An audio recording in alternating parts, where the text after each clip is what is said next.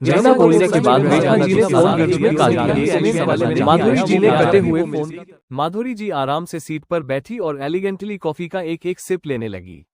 वो कहती है, आज जब मैं सारी चीजें देखती हूँ, सोचती हूँ, तो मुझे समझ आता है तुम मेरे इतने करीब क्यों आए, मेरी इतनी अच्छी फ्रेंड क्यों बनी। तो ये सब कुछ था देवराज की वजह से।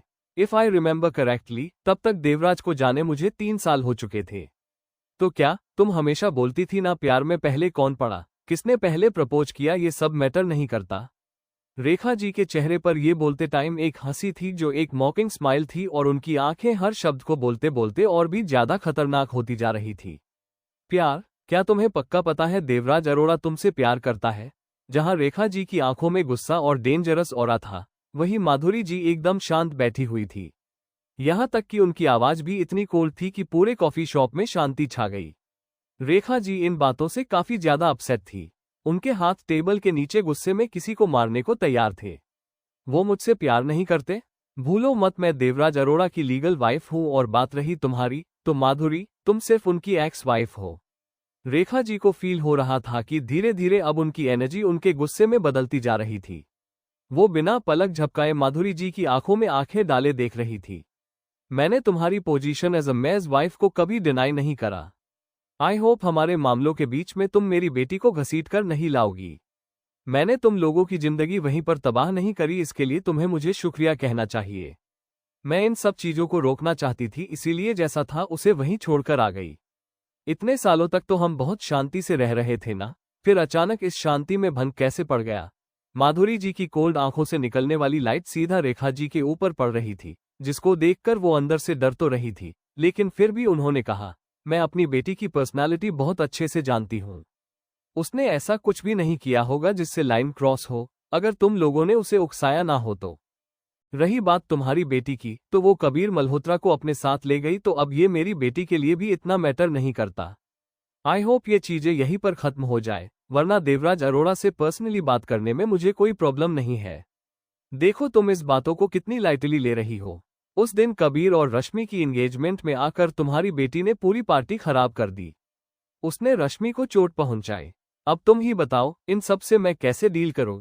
और तो और उसने ये भी कहा कि वो सारे डॉक्यूमेंट तुमने उसे दे दिए। क्या ये बात सच है? रेखा जी के एक्सप्रेशंस और भी ज्यादा भड़काऊ होते जा रहे थे। माधुरी जी ने अपना कप नीचे रखा और रेखा जी और उनको देखा, जो उनके सामने एक जोकर जैसे परफॉर्मेंस दे रही थी। जानवी मेरी इकलौती बेटी है, जो मेरा है वो उसका है, तो अगर मैंने उसे कुछ पहले दे दिया तो इसमें क्या बुरा हो गया? तुम लोग वो 20% शेयर लेने के लिए कितनी मशक्कत कर रहे हो, लेकिन वो तो मेरे हो चुके हैं। और तुम लोग चाहते हो वो 20% शेयर्स तुम दहेज में अपने संधियों को दे दो। मुझे तो ये समझ नहीं आ रहा किस बेसिस पर आकर तुम लोग मुझसे ये बात पूछ रहे हो। अगर यहाँ पर तुम्हारी सास भी आके बोलती, तो भी मैं यही कहती दैट आई एम सॉरी। मैंने वो 20% शेयर्स ऑलरेडी बेच दिए हैं। किसको बेचे तुमने वो? रेखा जी के एक्सप्रेशंस अचानक ही फ्रीज हो गए और उनकी मुट्ठियों की पकड़ और भी ज्यादा मजबूत होती जा रही थी। उन्होंने माधुरी जी से ये एक्सपेक्टेशन नहीं रखी थी कि वो शेयर्स ही बेच देंगी। बहुत जल्द पता चल जाएगा। मैंने तुम्हें पहले भी कहा था, मुझे और माँ को परेशान मत करना। अगर ऐसा हुआ तो मैं फिर से इतनी इजीली तो तुम्हें छोड़ूंगी नहीं, क्योंकि तुम लोग मेरे लिए भी कोई चॉइस नहीं छोड़ते। माधुरी जी कुछ रिप्लाई दे पाती उससे पहले ही उनके पीछे से एक स्ट्रॉन्ग आवाज आए। उस आवाज की तरफ सबने मुड़ के देखा तो वहां पर जानवी उन्हीं की तरफ चली आ रही थी। उसकी पूरी बॉडी से सिर्फ और सिर्फ कोल्ड वाइब्स आ रही थी, और वहां बैठे जितने भी लोग थे उन सब की नजरें उसके ऊपर थी। वो गई और माधुरी जी के बगल में जाकर खड़ी हो गई। तुम क्यों आए यहाँ पर? उद्धरण चिन्ह। माधुरी जी ने जानवी से गुस्सा होते हुए पूछा। साफ जाहिर था कि वो जानवी को इन सब मामलों में घसीटना नहीं चाहती थी, लेकिन ऐसा लग रहा था जैसा वो चाहती है वैसा होने नहीं वाला। जानवी ने माधुरी जी की तरफ बिना कुछ कहे देखा और फिर अपनी तीखी नजर उसने रेखा जी की तरफ करी। तुम यहाँ पर सिर्फ इसीलिए आए हो क्योंकि रश्मि ने वापस घर जाकर मेरे बारे में बना बनाकर बातें बोली होगी। मुझे पता है न्यू ईयर की पार्टी के बाद उसने क्या क्या कहा है घर जाकर। तुम्हारे बारे में बातें बनाकर बोली? क्या बातें बनाकर बोली? ऐसा कुछ नहीं हुआ। रश्मि और कबीर एक दूसरे से बहुत ज्यादा प्यार करते हैं, और इतने सालों में तुम्हें नहीं लगता रश्मि ने तुम्हारे लिए कितने सैक्रिफाइस किए हैं? क्या ऐसा कोई भी टाइम था जब उसने तुम्हारी विशेस को मना किया? जब भी कोई फेस्टिवल होता है, कोई अच्छा ओकेजन होता है, वो हमेशा तुम्हें मिस करती है।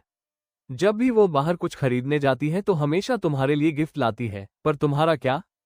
तुम्हें सच में ऐसा लगता है अपने कंधे में चाकू मार के तुम इतने सालों का कर्ज एक ही बार में चुका पाओगी? रेखा जी अपनी बेटी को लेकर सच में बहुत ज्यादा कंसर्न थी। ऑफ कोर्स, अगर रश्मि घर जाकर जानवी के बारे में उल्टा सीधा बोलेगी और ये बताएगी कि कैसे जानवी ने सबके सामने उसकी बेइज्जती करी है तो उन्हें तो गुस्सा आना ही था।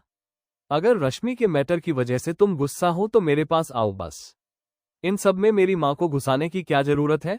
रही बात उन डॉक्यूमेंट की, तो वो मेरे पास है और मैंने उन्हें ऑलरेडी किसी और को बेच दिया है। तो मुझे या मेरी माँ से इस बारे में बात करके तुम्हें कुछ भी नहीं मिलने वाला। अगर इसके अलावा कोई प्रॉब्लम है तो मेरे पास आओ। वैसे भी बीते कुछ सालों के ग्रजेस को सेटल करने का टाइम आ गया है। जानवी भी एग्जैक्टली अभी शांत नहीं थी। जब भी बात ऐसी होती थी तो वो अपने पूरे लड़ने वाले मोड में आ जाती थी। उसने अचानक अपना फोन निकाला और कहा, मुझे लगता है पापा को इस बारे में कोई आइडिया नहीं है कि आज तुमने माँ को यहाँ मिलने बुलाया है ना? अब क्योंकि टॉपिक सबके सामने निकल ही गया है तो मैं पापा से पूछने चाहती हूँ कि माँ से वो सारे शेयर्स लेने का इंटेंशन उनका है और क्या ये सब उनके ऑर्डर पर हो रहा है? जानवी ने अपनी कॉन्टेक्ट लिस्ट निकाली और उसमें से एक नंबर ढूंढ के डायल कर दिया।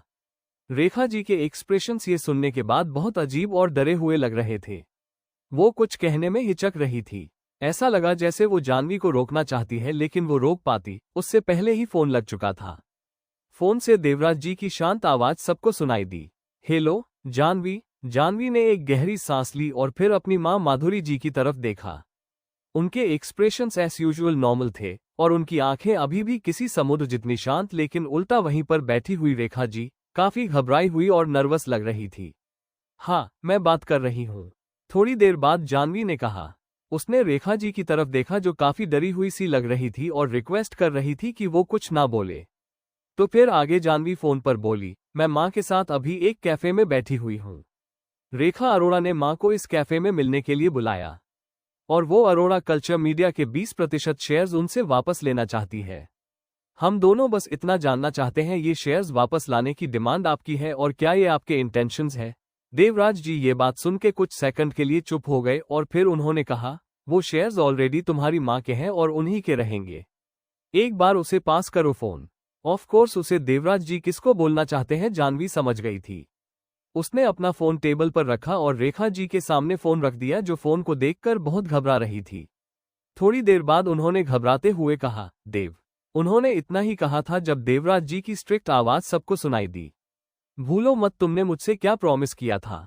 अगर मेयर की वाइफ बनकर रहना चाहती हो तो फिर अपने वादे में बंध के रहो। देवराज जी की आवाज रेखा जी और उनके शरीर को कौंप के रख देने के लिए काफी थी। इस टाइम रेखा जी डर के मारे इतना ज्यादा घबरा गई थी कि उन्होंने जल्दी से एक्सप्लेन करने की कोशिश करते हुए कहा, देवराज मेरी बात तो सुनिए। वो अपनी बात खत्म कर पाती उससे पहले ही देवराज जी ने फोन कट कर दिया।